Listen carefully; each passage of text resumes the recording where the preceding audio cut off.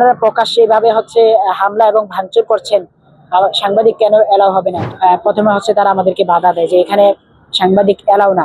নাম ফলকটি ছিল বাংলাদেশ টেলিযোগাযোগ নিয়ন্ত্রণ কমিশন, সেটিও কিন্তু তারা ভেঙে ফেলে। আমরা এখানে এসেছি ঠিক 4টার পরেই আমরা এখানে এসেছি। 4টার ঠিক কিছুক্ষণ আগেই আমি মূলত আপডেটটা পাই যে এখানে তারা জড়ো হবে এবং তারা এখানে তাদের বিভিন্ন দাবি দাওয়া নিয়ে এখানে আসবেন। তো আমি অফিস অ্যাসাইনমেন্ট শেষ করে এই অ্যাসাইনমেন্টটা ধরার জন্য এখানে আসি।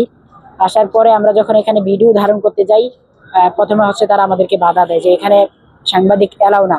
আমরা বললাম যে আপনারা প্রকাশ্যে এভাবে হামলা এবং ভাঙচুর করছেন, সাংবাদিক কেন এলাও হবে না? সাংবাদিক যে কোনো পরিস্থিতিতে যে কোনো জায়গায়, শুধু আপনারা না, আরো বড় বড় প্রোগ্রামেও সাংবাদিক এলাও থাকে। তো তারা আমাদের সাথে বাজে বিহেভ করে। ফলে আমরা দেখেছি যে আমরা মাত্র 2-3 জন ছিলাম, যার কারণে তাদের সাথে পেরিয়ে ওঠা আমাদের সম্ভব হয়নি। আমরা আইন শৃঙ্খলা রক্ষাকারী বাহিনীর সাথে যারা কোস্ট গার্ড এখানে ছিল, তাদের এখানে গিয়ে আমরা অবস্থান নেই।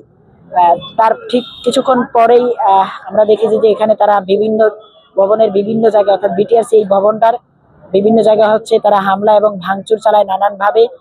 এবং তারা যে নাম ফলকটি ছিল বাংলাদেশ টেলিযোগাযোগ নিয়ন্ত্রণ কমিশন, সেটিও কিন্তু তারা ভেঙে ফেলে।